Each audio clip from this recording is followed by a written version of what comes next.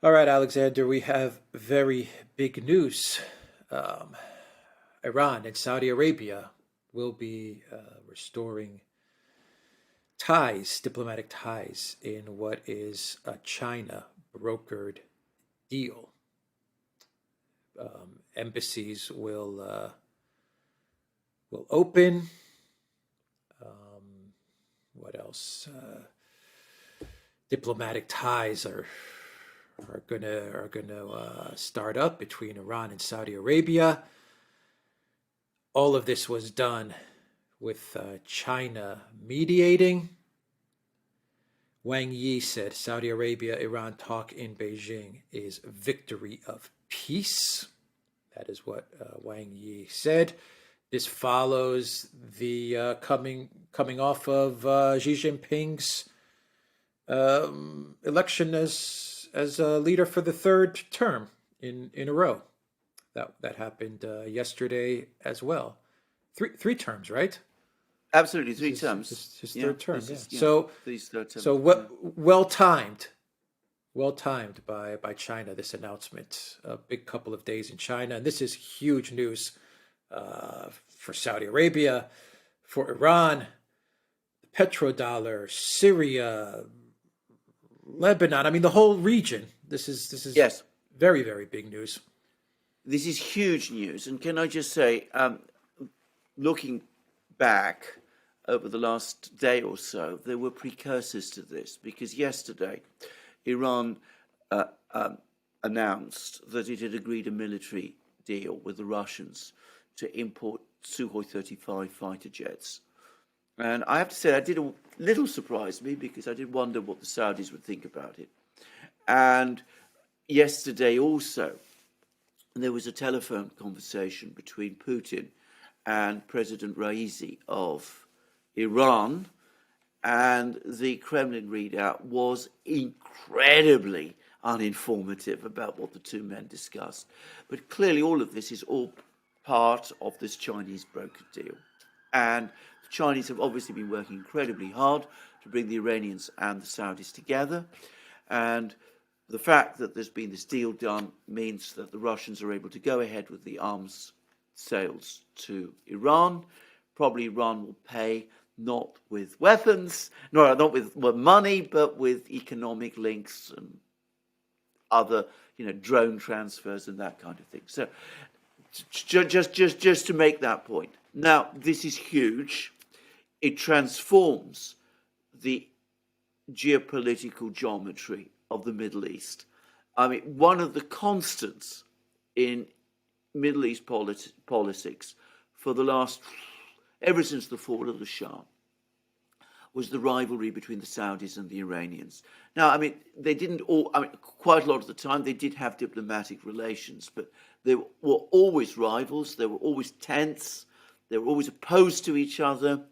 It now looks from the Chinese announcement that all of that is now behind us.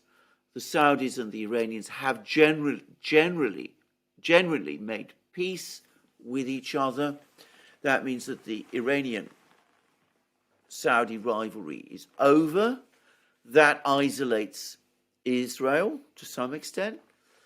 That isolates the United States to a great extent because it's relied on Saudi Arabia as, to enable it to carry out its strike against Iran.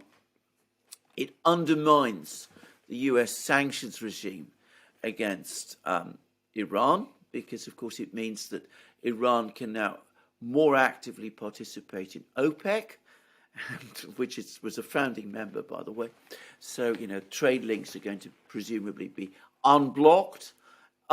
It means that Saudi Arabia, for its part, can integrate with the BRICS and with Shanghai Cooperation Organization, as Iran is also doing.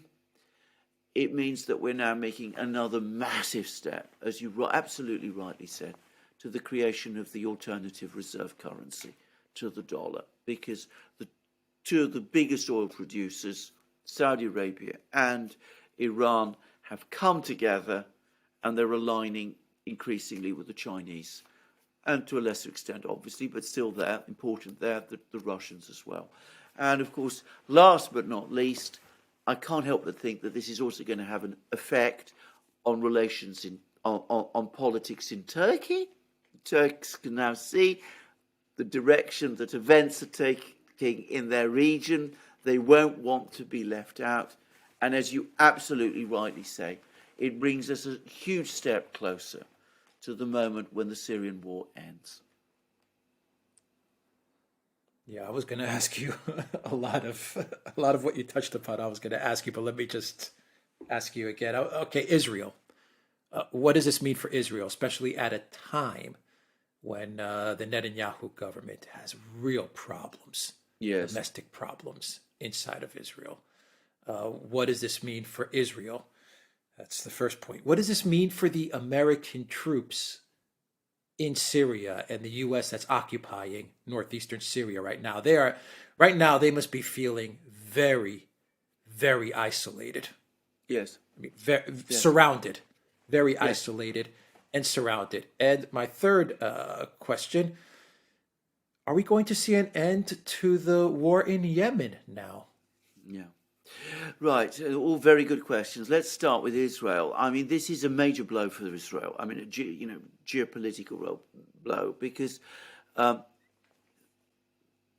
Israel's biggest ally in the Middle East, even though they don't have diplomatic relations with each other, but Israel's key de facto ally has been Saudi Arabia.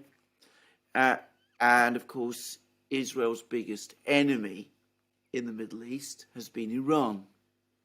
Now what it's seen is that its key ally has made peace with its greatest enemy. So in effect, Israel has lost its key ally. Inevitably, its position in the Middle East has just become very much weaker. Now, I don't think this is a threat to Israel's existence or anything of that kind. I think, this is we're long past the point where Israel was threatened in that kind of way. But it does mean that Israel's position as in some ways the dominant political power in the Middle East, internal power in the Middle East, has now been weakened. And it also means that from an Israeli point of view, a strike on Iran has now become immeasurably more difficult. I mean, I presume they could still do it, but they wouldn't be able to use Saudi airspace in the way that they once could, or at least if they did, they'd have to do it without the Saudis' permission, which is, as far as I can see, deeply problematic, to say the least. So this is a very big blow for the Israelis. It's a very, very big blow for Netanyahu, who's positioned himself over many years as the person politically who is best positioned to lead this fight against Iran. And Netanyahu has, with some justification, prided himself on his diplomatic skills. And he was absolutely key to building up this de facto alliance with the Saudis. And of course, it's fallen apart. And with the collapse of that alliance, there will be more people in Israel saying, well, what exactly is Netanyahu giving to us? What is he providing us with that we need him anymore at a time when, as you correctly say, he's politically challenged? Now, there is one thing, and I'm not saying that this is the case, but there is one thing that perhaps Israel might take from this, and that is that I personally find it difficult to believe that this agreement could have been reached with the Saudis if Iran had not given the Saudis some kind of commitment that Iran will not move forward to develop nuclear weapons. Okay, so I think that perhaps as part of this deal, Iran has taken the issue of nuclear weapons finally off the agenda. This is a guess, by the way, but I think that's likely. In which case, if the Israelis really are worried about nuclear weapons in Iran, well, at least that threat perhaps has gone. The fact, by the way, that the Russians are also prepared to provide fighter jets to Iran, and you can be sure that Russians have been absolutely up to speed with all the discussions, is also, I would suggest, a further sign that the Iranians are given cast iron commitments that they're not going to see nuclear weapons. So, as I say, if the Israelis are really worried about a nuclear-armed Iran, unlikely it's going to happen. Now, that's one thing. Now, let's turn to Syria and those American troops. Now, the Americans have clearly got wind of this affair because no less a person than Mark Milley, the chairman of the Joint Chiefs of Staff, rushed to Syria, spoke to the troops in Syria, the US troops in Syria. You're absolutely correct. I mean, they've already been looking precariously isolated. Now it seems to me that their position long term is utterly untenable because with Iran, Saudi Arabia coming together, with Saudi Arabia, it looks in the process of carrying out what you might call a diplomatic revolution, which is to say, realigning with the Eurasian states. It seems to me utterly reckless to keep those American troops there, where they're becoming a target potentially for the Turks, for the Syrians, for all sorts of other people, and where their supply lines must be becoming increasingly precarious, and the bases from which the US can support them are gradually isolated one by one. I mean, for the US, to be clear about this is a catastrophe. I mean, a reconciliation between Saudi Arabia and Iran is almost the worst geopolitical nightmare, and it demonstrates the extent to which decades of neocon policies in the Middle East have resulted in the collapse of American influence there.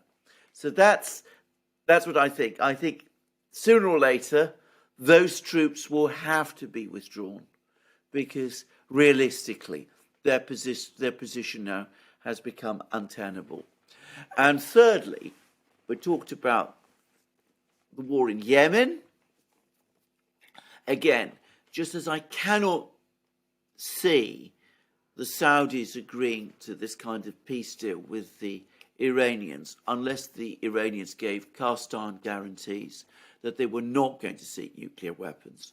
Just so, I can't see the Iranians committing to this peace deal without some commitment from the Saudis to seek a genuine peace agreement in Yemen. And I suspect that over the next few weeks and months, we're going to see direct negotiations between the Saudis and the Houthis. And of course, the Chinese have demonstrated their diplomatic skills, and they're the obvious people to broker a compromise. Haven't we been saying on this channel, show after show, that the U.S. is so absorbed, the Biden White House is so absorbed in Ukraine that they are losing the geopolitical diplomatic war everywhere else? And I think that this is proof to that. This is huge proof to that. Yeah, I have to ask you. China is the new global leader.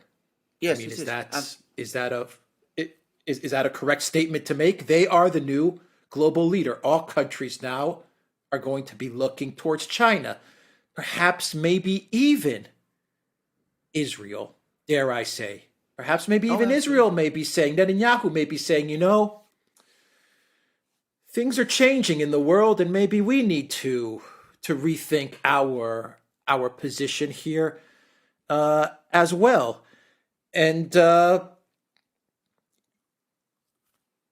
China-Russia alliance, this is proof that it is changing the game in the Middle East. I mean, they may have unlocked a way forward for some sort of peaceful coexistence in the region. Case in point being Yemen. Yes, And and absolutely. and then you have to ask the question, what does this mean for the petrodollar, BRICS, the SCO, all these things? I mean, I just want to say that the Biden White House is, you can't say sleeping. In you would probably say they're sleeping, but they're not. They're completely obsessed and absorbed with Yes, Ukraine. And they're the ones that are always talking about hybrid wars. We're going to do hybrid wars in Georgia and in Moldova. Meanwhile, we have the deal of the decade brokered by yes. China.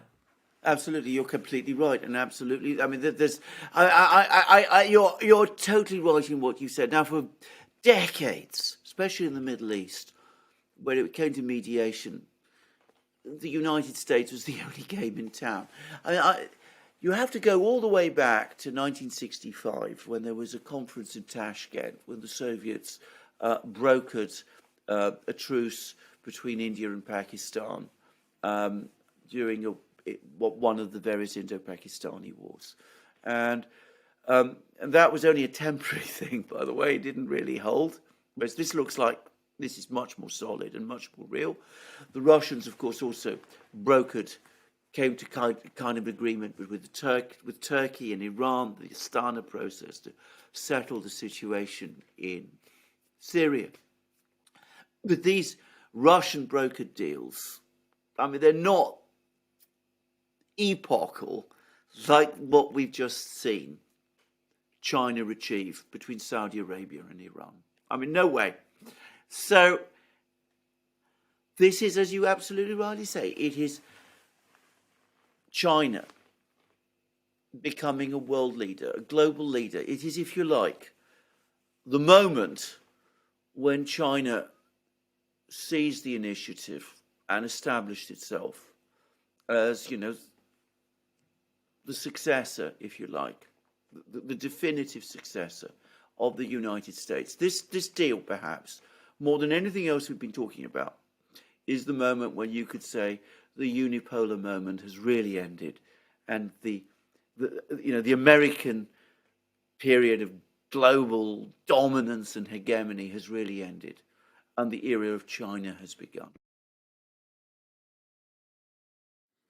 It also demolishes the decades and decades of U.S. sanctions on Iran. It demolishes all of that. Um, well timed, very Yes. well timed by China to coincide with Xi Jinping Yeah. in his third term. I mean, the Biden White House, the State Department of the Biden White House has shown how incompetent they Yes. really are. I mean, Yes. this is complete incompetence. What are they going to do to try and spoil this?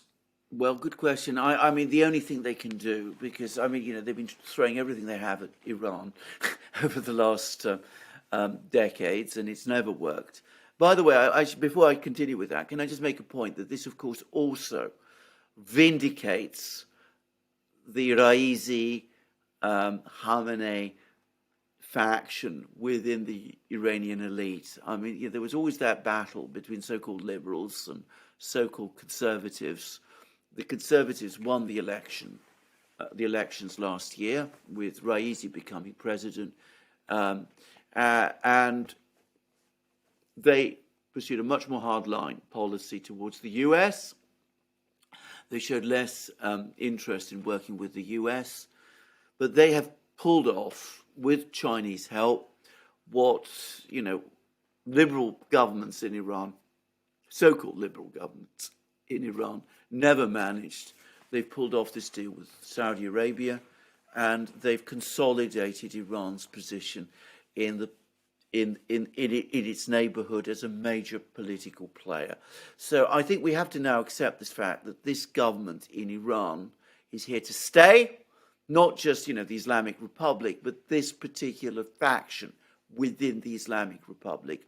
After a win like this, I have to say it looks unchallengeable on its own ground. So I think that's a first point to say. But you're absolutely right. The Biden administration, they've been out of the picture. They've been uninterested in what's going on. All those decades of US foreign policy engagement in the Middle East, going all the way back to the 50s, and it's all gone up in smoke. I mean, an entire region is now breaking away from the United States. And it's all happened whilst the angry old man in the White House and the people around him are fixated on Ukraine. Final question. Petrodollar. Can you get into a little bit of the petrodollar, Yeah. OPEC? Yeah. We've done many reports claiming that MBS is definitely leaning towards Yes. BRICS and China, Russia. I think this is more proof that MBS is definitely drifting away from the petrodollar and from the US. Absolutely. Can I just also come back to your other question, which is what can the US do? The only thing the US can do, I think, in this kind of situation is try to somehow oust MBS and change policy in Saudi Arabia. Now, I think this is a very complicated and difficult thing to do now, because I'm increasingly getting the sense. You remember we did that program some months ago about MBS shifting position. We said that he was taking a very high risk gamble by doing it because he was cutting against what the Americans would want. But I get the sense that this isn't just MBS now. I get the sense that the Saudi princes have consolidated around MBS and have agreed with this policy shift. That they've also become increasingly disillusioned with the US. They feel that the US has repeatedly left them hanging out to dry. And besides which, they're far from stupid people, whatever you may think of the Saudis. They're able to see who is the rising sun and who is the setting sun. They compare Xi Jinping to Biden, whom they've never liked, and they could draw their own conclusions. I mean, they prefer to go with those who look like winners than with those who look like losers. The people who also are more likely to buy their oil than those who want to experiment in newfangled technologies, with doubtful outcomes. So, you can understand why the Saudis, and not just MBS, might be making these kind of calculations. So I think that they might try something in Saudi Arabia. The US has very, very long-standing and very deep ties with Saudi Arabia. But I'm more confident that MBS can see it off than I was when we did that program a few months ago. Certainly there hasn't been a whisper of dissent within Saudi Arabia that I'm aware of, suggesting any real opposition to this gigantic realignment which we've seen. And I need to say quickly that I owe MBS, of all people, an apology. I never took him seriously when he became Crown Prince. I thought he was doing all sorts of crazy and foolish things.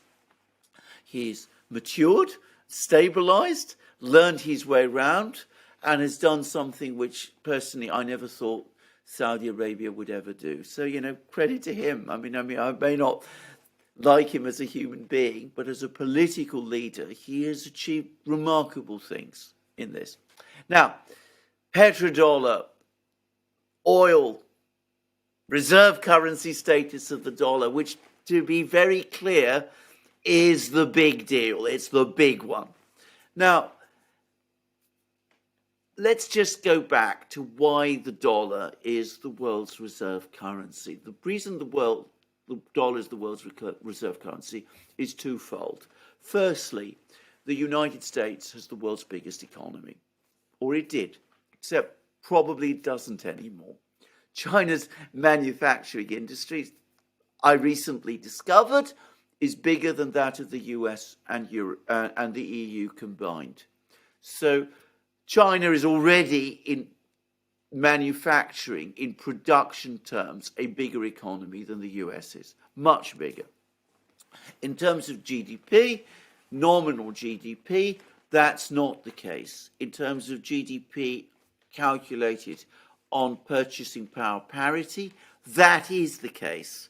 Now, nominal GDP, US nominal GDP, depends to a great extent on the value of the dollar. And what props up the dollar, what keeps it valuable, what is the reason why everybody wants it, is because it is the reserve currency. So you can see how it's circular. People want the reserve currency of the world's biggest economy, but the reason the US today appears on nominal GDP to be the world's biggest economy is because the dollar is the reserve currency. It's becoming a circle, and it's becoming an increasingly fragile circle. So that was one thing. The other thing was the Americans and the Saudis did this deal way back in '73 when first the dollar came off the Bretton Woods system, severed the link to oil. Then there was the Arab oil embargo. The Americans did this deal with the Saudis, whereby the Saudis agreed that in future all payments for oil would be in dollars. And because Saudi Arabia dominated OPEC at that time and was the world's biggest exporter, they were able to arrange for everybody in OPEC to do that. And that meant that oil was globally traded everywhere in dollars. Even Russian oil was exported in dollars. Now, oil is still the world's most widely traded commodity. Oil is still important, is still essential to running a modern economy, despite all the talk about these newfangled technologies that I'm talking about. You can't have a modern, industrialized, even non-industrialized modern economy unless you have oil.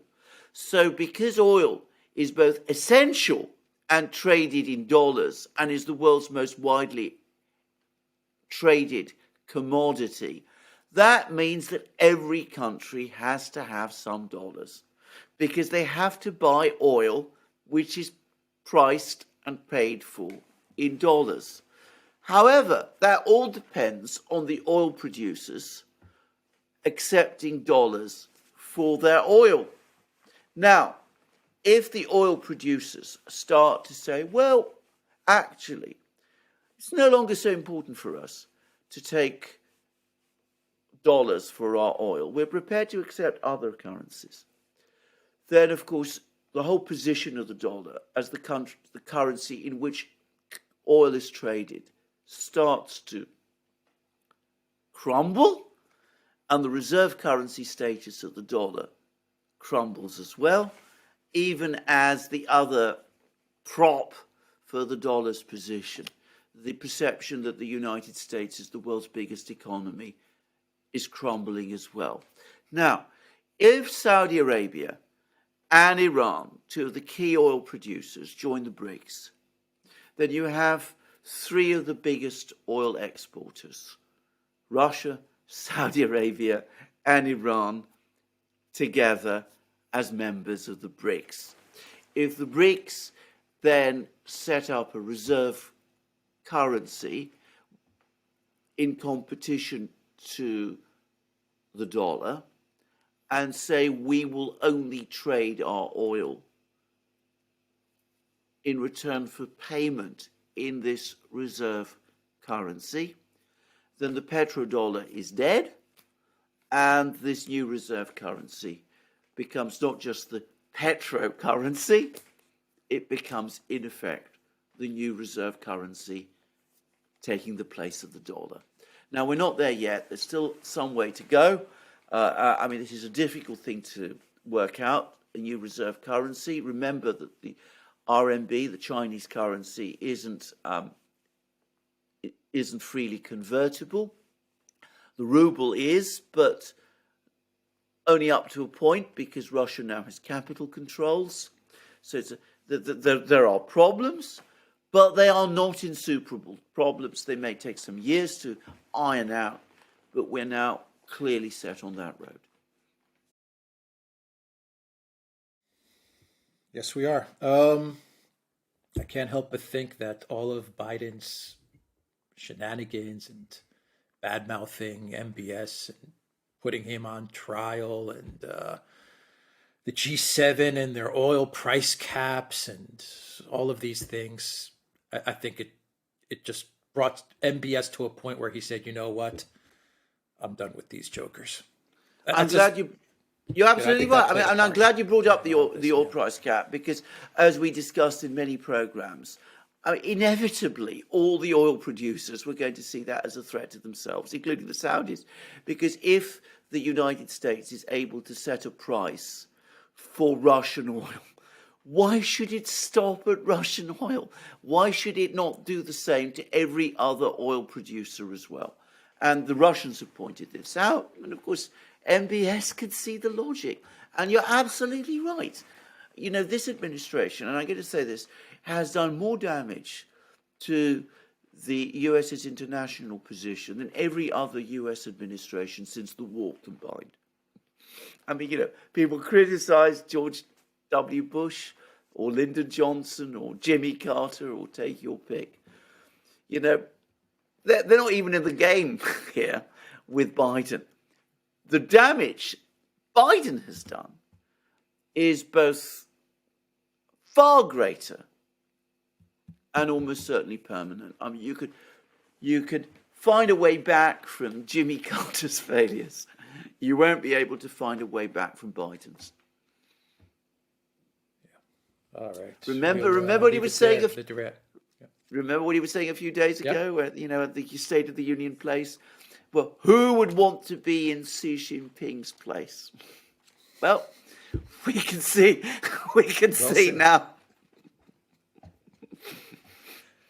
We can see now how well he was running his mouth. Exactly. Yeah. He was running his mouth, and look at what Xi Jinping has just delivered to him. Exactly. To him. Exactly. Yeah, that's an excellent point at the State of the Union. And everyone was clapping, and all of Congress was clapping, and now look. Absolutely. Yeah. Absolutely. Yeah. All right, theduran.locals.com. We are on Rumble. We are on Rockfin. And go to the Duran shop. 10% off. Use the code. Good day. Take care.